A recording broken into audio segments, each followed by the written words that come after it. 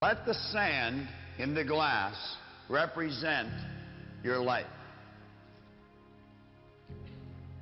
Let the sand in the bottom of the glass represent the past. The sand in the top of the glass will represent the future. Now really think about this. The sand in the bottom of the glass represents the past. Everything that has happened right up to this moment in your life has been absolutely essential to make you the person you are, to prepare you to do whatever it is you're going to do. I'm of the opinion that we never really know what we're preparing ourselves for. But if we're using the right ideas, we can be absolutely certain it's something great. Sand in the top of the glass represents the future. There's absolutely no way that any of us can tell how much sand there is in the top of our glass.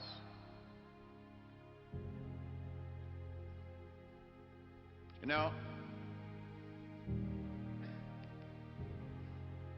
I remember my grandmother when I was just a little boy. She pretty well raised me, she and my mother. But my mother worked all day, and Grandma was the one that was home when we were small.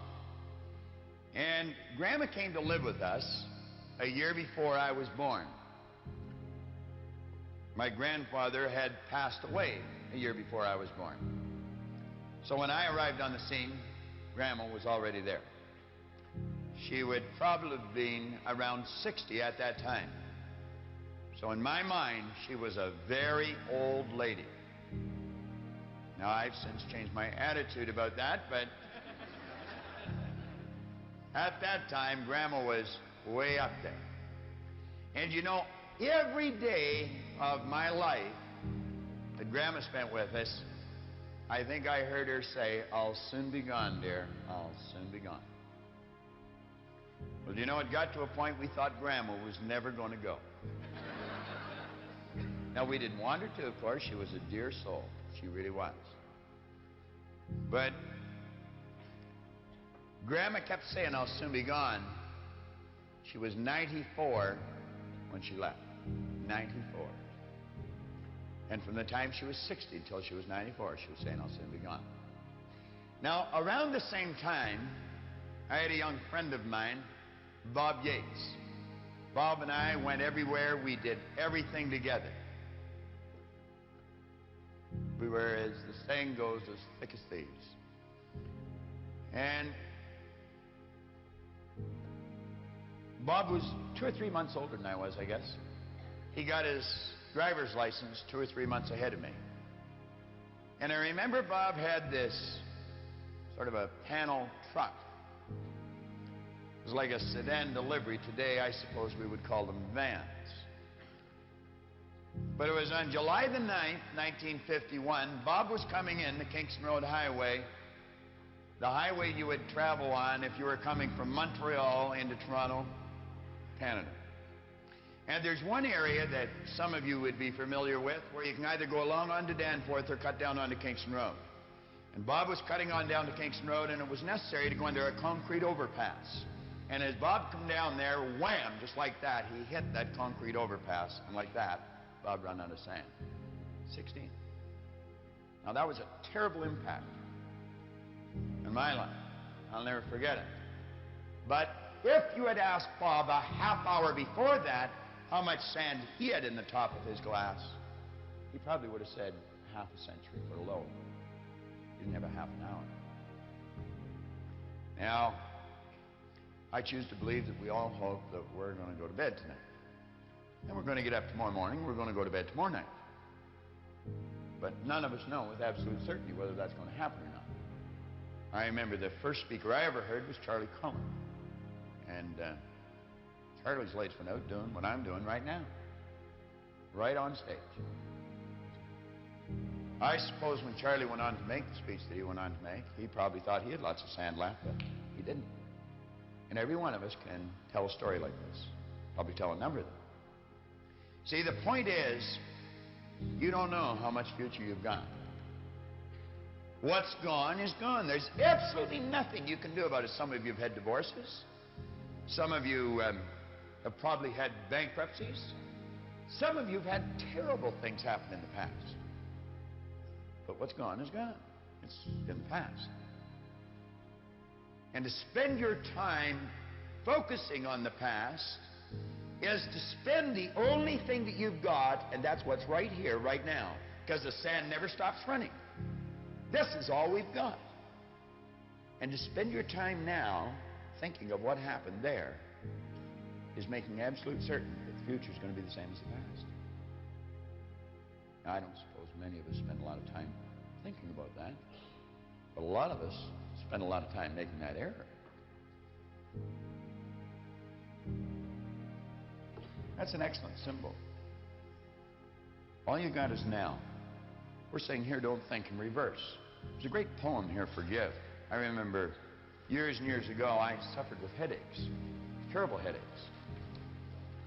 I got to the point where I was taking Bufferin for the headaches. Then I got to the point where I was taking Sinutab with codeine for headaches. There was 16 in the bottle, and I got to the point where I was taking 2 bottles a day. As a matter of fact, most times I didn't even remember my head not aching. But I was sort of numb all the time. Of course, with that much junk in you, I guess you couldn't be any other way. And I remember talking to this chap. I was in the Hotel Vancouver, and I was picking up 2 heavy briefcases or suitcases, and I was in a real rush to get to the airport. He said, "What's the matter with you?" He said, "You look like you're going to pass out." And I said, "I feel like I am." Well, he said, "What's the matter?" And I said, "My head is aching so bad, I feel sick to my stomach." Now, some of you suffer with this, and I felt like banging my head against the wall. It was so much pain. He said, "Go and sit down in that chair." And I said, "I don't have time. I got to catch a plane." He said, "Listen, you can always get another plane. You only get one head." He said to me, "Do you know what forgive means?" On the top of page 58, that's the title of the poem, Forgive. And by the way he asked the question, I just thought I probably don't. And I said, "Well, I don't know." He says, forgive means let go of completely, abandon. Just let it go. Unequivocally. No strings attached. Now, he said, if you want to rid yourself of headaches, just forgive all thoughts that are on your mind. And you just listen to me. And he put me in a totally relaxed state. I felt better than I had felt for years. If you're suffering from headaches, take the relaxation tape out of your program and commit yourself to listen to it every day for 30 days. And as you let yourself get involved in that relaxation tape, you're going to forgive any thought that comes to your mind. You're going to program your subconscious mind to put your body in a totally relaxed vibration. Because you're going to find that your head is aching because of the things that you're not letting go of. And it's causing tension, and it's causing an abnormal state of vibration of the cells in the brain, which causes the blood to rush to the head. And as you put yourself in a totally relaxed state, you'll soon become programmed to relax. I know that I would not be able to do what I do as often as I do it, and as long as I do it, if I wasn't relaxed. I am just as relaxed here in front of you, in front of this camera, as if I was sitting in my den patting Ginger, my dog. I am. For Linda's sake, or Libby. You see, we have 2 dogs. They accuse me of favoring one of them. Now, probably because I do. I think Ginger's prettier. Now, study that poem. Study the meaning of it. On page 59, we say you'll never obtain any substantial measure of material wealth if you insist upon living your life as if you are looking back through your rearview mirror on your automobile. Nevertheless, it seems to be a very common error which many people have turned into a habit. Let the dead bury the dead. Let it go. I don't care how bad it was, let it go. 5 years from now, 10 years from now, when you look back in retrospect at that terrible thing that's happened, you're going to find it was probably one of the best things that ever happened to you. Advancement of all kinds is preceded by a crisis. The greater the crisis, the greater the opportunity for advancement. Or you could put it another way. You could say, out of all confusion comes order. A higher degree of order than that which existed prior to the confusion. Because you see, the confusion was a learning state. Remember, I was pointing out that business is fun. It really is. I see business as a game. It's a game we're playing, and we play to win. And when we're winning, we're having fun. And when we're losing, we're learning. Let's treat both of the experiences exactly the same. They're learning experiences. Now we say, remember the old adage which says, let the dead bury the dead. Stop looking back on your life and worrying about the things which have already occurred and which you can no longer alter. It's like trying to change the time you got out of bed this morning. You're never going to be able to do it. That stands for eternity. You cannot go back and change it, since you cannot let it go. Pursuing that kind of mental activity will never lead to anything worthwhile, any worthwhile accomplishment in your life.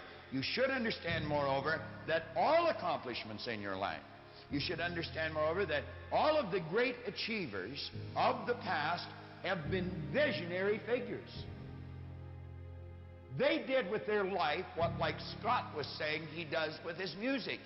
He heard it in here. They see their life in here. They're building visions of a great future. We've got a vision of a great company. We've already got a great company. We want a better one. We serve a lot of people. We want to serve more. And as we do, we receive greater rewards. Because we receive greater rewards, we become more comfortable, more creative, and we can provide more service. It's a beautiful cycle that we're in. Looking into the past is a self-doom-fulfilling cycle. You just keep getting it worse and worse and worse. We've all done it, so we know what it's like. These visionary figures were men and women who projected into the future, and they did not belabor over things which had already passed. They thought of what could be rather than what already was, and then they moved themselves into action to bring these things into fruition. And quote at the bottom of the page, I should have actually given the person credit for it that said it. Life is either a series of endings or a series of beginnings, at the bottom of page 59. I went to a church service in Santa Ana, California, and Philip Nicola, great preacher. He preached a sermon on that one day. Life is either a series of endings or a series of beginnings. If you're looking back, it's a series of endings. Look ahead. Something great is coming. Leland Val Vanderwall said something when we were sitting having coffee, and I jotted it down. Every time this guy opens his mouth, he drops a pearl. I'm so wise. He said, let us not look back in anger, nor forward in fear, but around us in awareness. Was there ever depth in that? Let's not look back in anger. Let's quit thinking in reverse, nor forward in fear, but around us in awareness. Take all the resentments and guilts. You know what it's doing? Resentments and guilt is simply choosing to build a negative idea here over something that someone did to you, and then letting ourselves get emotionally involved in it, and we move into the same vibration. Now think. I don't care how justified you may feel in holding a resentment. It's a dumb game. Ray Stanford used to tell me it was like throwing dust into a strong wind at someone else. You know where the dust is going to end up. You may feel justified, but I'm going to tell you, a person of understanding will not do it. Will not do it. That is an act, a mental act of ignorance. Love them. The law will see that they get their reward for what they did. You don't have to look after that. And as long as you're holding that resentment in your mind, it's like replaying the same thing over and over again, and the same physical experience is taking place. You're moving into that vibration. I had a good doctor friend of mine that says rheumatism or arthritis is nothing but frozen hate. It's dwelling on things like that. Dries up the joints in the body. What's guilt? I've done things in the past I'm not proud of. I'm quite certain you have. Many of you. And they bothered me for a long time. They really did. And I wasn't able to get rid of it. So I went to see a psychiatrist. He ended up working with us. That's true. He helped me, but I helped him too. And just through a series of right questions, I developed an awareness and it was gone. I have absolutely no guilt anymore. I just will not tolerate it. That's looking back at something you did that you thought was wrong in the past and reliving it. And the same vibration takes place. You see, resentment and guilt are very closely aligned. One's directed towards someone else, the other's directed towards yourself. But you're the beneficiary of both, and neither one of them are positive. Most destructive emotions that you can get involved in. There's a great affirmation at the bottom of the page. And anyone that wants to rid themselves of resentment or guilt or a lot of disease, I would suggest you write it out probably 100 times a day. I willingly release the thoughts and things that clutter my mind. There are all the old ones in there that you're not even aware of. And then say, I release whoever it is. Name them all to their highest good. That means happiness, health, and prosperity. Just release them. The person could be dead. It's not the person that's causing the problem. It's the remembrance. It's the idea. I release them to their highest good and me to mine. And you see them happy, healthy, and prosperous. And you see yourself happy, healthy, and prosperous. And then you say, it is so. Thank you, Father. Father being infinite power. I want to suggest on page 61 that you read the story of Patty Spruce. I'm not going to tell you what it is. I want you to read it. I want you to read it. Because I sat down with her. Patty's a good friend of mine. We're related. We worked together. And she had a definite problem. And over a cup of coffee, I gave her a suggestion to solve the problem. She learned a great lesson. And any one of you can learn a great lesson from the story that's in here. You're always saying, I'd like to do this, but I can't because. You get the answer there.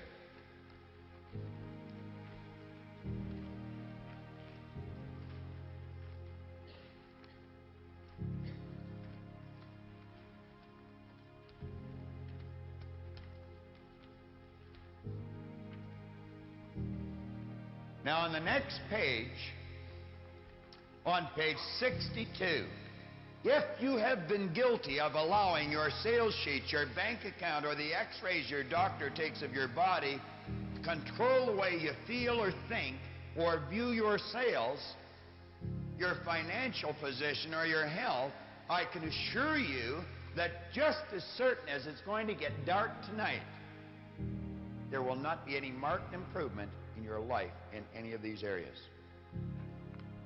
There won't be. What did Paul Hutsey tell me? What did he tell you? He's been in the business 38 years. He's been in management 35. When I sat down and talked with him, he had been in the business 24 years, and he'd been in management 22.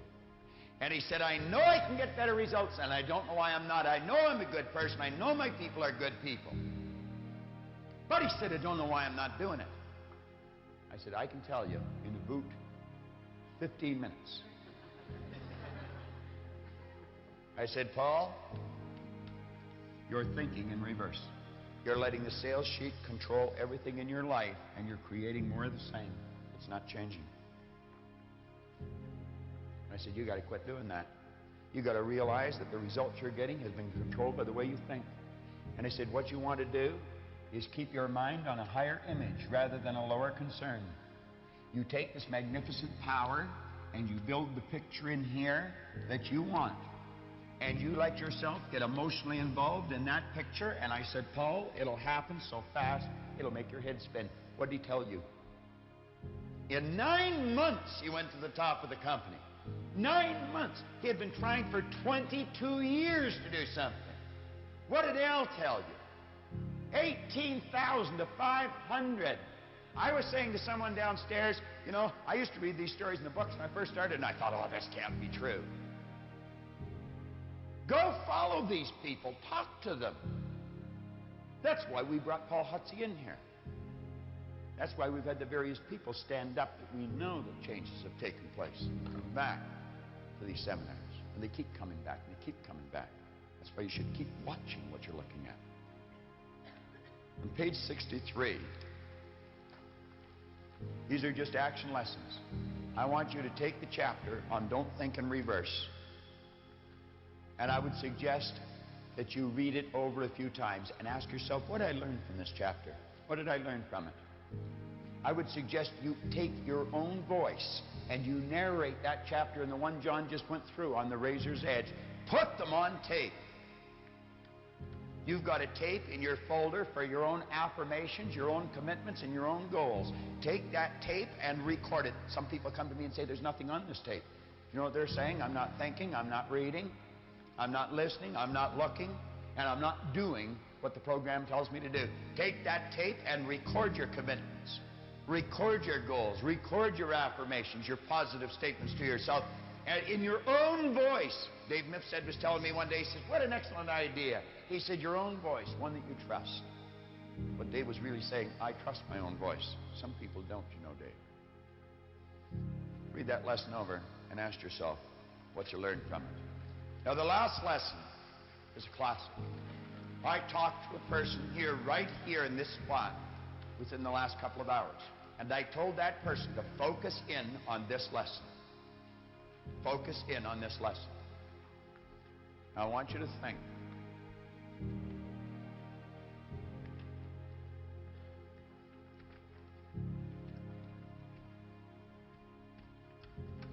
You want, and I want, greater good here. Positive things to happen. But understand this, I cannot set anything where this lectern stands until I get rid of the lectern. I cannot put anything where that camera is standing until I get rid of the camera. And nor can you put anything where that television set's sitting until you get rid of the television set. You must create a space for the good that you desire. I would hate to guess at the number of people that would love to meet and greet and love and have a meaningful relationship with someone, and they're never going to do it until they let go of that old relationship. Person may be gone, but the idea is still there. You've got to create a space for the good that you desire. You just must do it. And if you don't, you're never going to have that relationship. You want something in your home? We have people that come in and look after our place 2 or 3 times a week. We've got a big kitchen. There's a sofa in there, chair. We haven't liked that sofa or chair for a long time. Linda says, let's create a vacuum. They were gone. Lots of room in our kitchen now, I'll tell you. Nature abhors that vacuum. Only be a period of time until there's new furniture in the kitchen. You got to create a space for it. Create a space. When it comes to furniture and stuff like that, people have garage sales. I just say a silent prayer for them as I'm driving by their house. Having a garage sale is a dumb thing to do. Give it away. Give it away. Most people don't know how to give. Remember I said it should be spontaneous. Here's a beautiful poem by Beer. He said, to get he had tried, yet his store was still meager. To a wise man he cried in a voice keen and eager, pray tell me, how may I successfully live? And the wise man replied, to get, you got to give. To get, you got to give. As to giving, he said, what have I to give? I've scarce enough bread, and of course, one must live. But I would partake of life's bountiful store. Came the wise man's response, then you must give more. The lesson he learned to get was forgotten. Think of the number of people who tried to get. Toward mankind, he turned with a love new begun. As he gave of himself in useful living, then joy crowned his days, for he grew rich in giving. I like that lesson. I like giving things. I really do. I get a lot of satisfaction out of it. I've had people tell me from time to time, you give too much away. You couldn't possibly give too much away. What a dumb statement. What a dumb statement. You ought to take part of all you get and put it back where it came from. If a farmer doesn't do that, you're soon going to have a poor farmer. They are what you call dumb farmers. The farmer takes part of his crop, puts it back in the ground. And if you don't take part of all you receive and put it back where you got it from, you're not going to get much more. We hold on to old ideas. Why do we do all these things? We're insecure. We're insecure. Remember how physical we are? We've got lots of physical things around us. We feel comfortable. Did you ever watch the advertisement on television that American Express have? See a young couple having a great time, nice music, and all of a sudden, we lost our credit cards! And you hear this voice, you have American Express. And a calmness comes over. You ever drive downtown, you go to park your car, and you reach for your purse or put your hand in your pocket, and all of a sudden you see the purse in the table in the hall? Or you see the money on the dresser? Feeling of security in here, isn't it? Isn't it strange how we feel secure if we've got a few bucks on us? A little bit of paper? So dumb. Security's an inside thing. It's inside. And the more we learn about ourselves, the less we need all these things around us. Some people are real pack rats. Well, On page 67, we're talking about removing these mental blocks. You see, it not only works with physical things, it works with mental things. Because remember, the physical and the mental, the non-physical, are all the same. And we must create a space for the good that we desire. In the book, you'll see that I dedicate this book to my Aunt Marg Moyer. I love her very much. She and I are very close friends. And Marg and Don, her husband, and daughters, family, they came to the seminar. And when Marg first came, she said it was, it was such an awakening for her. She'd always been so subservient. She never thought that she could have anything. And if she ever learned anything, I'm going to tell you, she learned this law.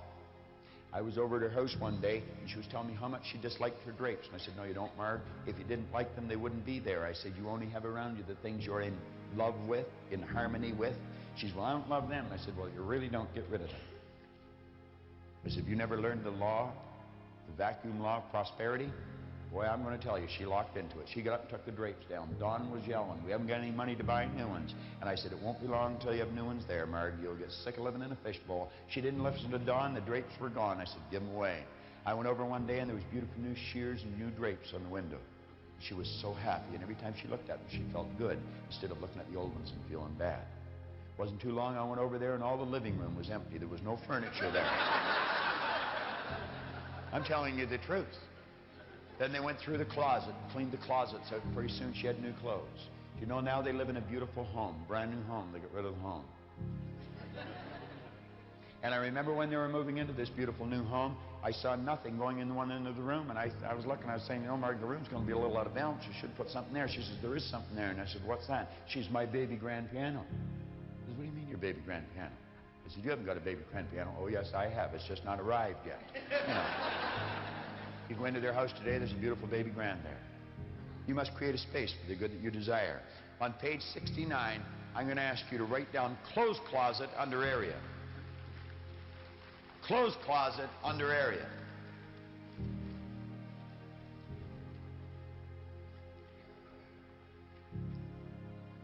Now, I want you to write down a date within 7 days of today's date. Completion date. Put down a day, could be today, tomorrow, the next day, but within 7 days of completion date. Now, what I'm going to suggest you do is that you test this law. I'm going to suggest you go through your closet, and every piece of clothes or garment you pick up that you do not wear, you get rid of it. You just put it on the floor. And you're going to get to the point where you're going to grab one garment and you're going to have a difficult, it's almost like it's welded to the railing. Because that garment you paid a lot for, and you haven't worn it very often. In fact, you only had it on a couple of times. But you don't like it. It doesn't feel right or it doesn't fit right. But you're thinking, I spent so much on it, it's so good I can't throw it out. Get rid of it. Get rid of it. Completely clean the closet up. Get rid of the shoes. Nice idea, isn't it? That's right. You want a new, I know, I can tell by looking at you, you want a new. I mean, you're just so excited about this. Do you know in a relatively short period of time that closet will all fill up again? You say, but where will I get the money? You'll attract it. And you'll get the clothes that you want. There's a young lady sitting right here in the front, Heather. She's just gone through that. And James paid.